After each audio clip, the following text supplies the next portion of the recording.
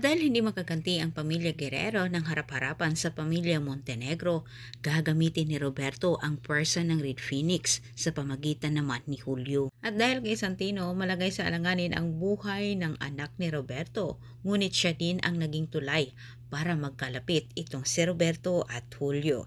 Samantala, naisipan ni Julio na gamitin umano itong mga Guerrero para kwartahan, kahit pinapalabas ngayon ni Julio na dinukot umano nila itong anak ni Roberto. Ang buong akala naman ni Roberto ay totoo ang sinabi ni Julio, kahit siya mismo ay sumama sa mga parak para iligtas umano ang kanyang anak.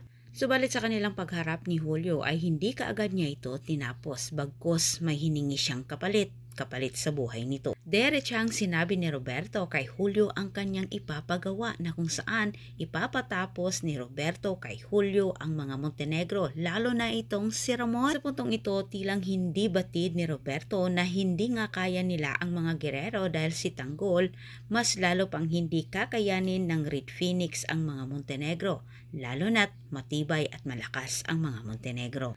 Para manatiling buhay itong si Julio at magkaroon din sila ng puwersa sa pamagitan ng mga Guerrero, ay napilitan din siyang sumang-ayon sa utos ni Guerrero sa kanya. Samantala sa kabilang banda, tilang palihim na magsanib puwersa itong si Tanggol at Rigor nang dahil kay Fatima. Tilang magugulat na lang itong si Rigor sa isisiwalat ni Fatima, sapagkat ang mag-ama ay balak nitong makipaglibing kay David para kay Tanggol. Ngunit tilang kahit sabihin pa ni Fatima ang kanyang nasasaksihan, mahirap dito kung paniwalaan ito ni Rigor, lalo na't nababalot ito sa puot at galit kay Tanggol. Yan po ang antabayanan ninyo ang susunod kong update. Maraming salamat sa panonood. Huwag kalimutang mag-subscribe.